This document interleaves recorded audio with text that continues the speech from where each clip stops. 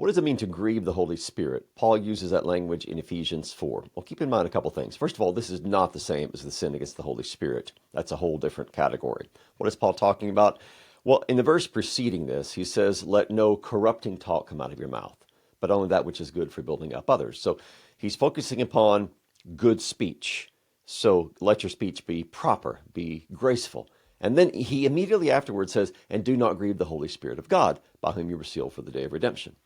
So the grieving is connected with this unwholesome, corrupting talk coming out of the mouth, which then leads to grieving the Holy Spirit. Keep that in mind.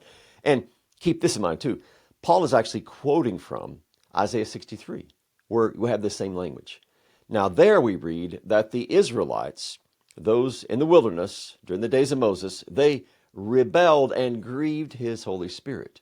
Now, how did Israel rebel in the wilderness? Well, constantly by bickering, complaining, by murmuring against God and against Moses. And this came from unfaithful, unbelieving hearts. Now, you see the connection. Paul is saying in Ephesians 4, don't be like the Israelites in the wilderness. Don't reject the will and the ways of God. Don't rebel and be unfaithful against him and let all this corrupting talk come out of your mouth. But instead, let your speech be wholesome, good, that which is a fruit of a faithful and believing heart connected to Christ.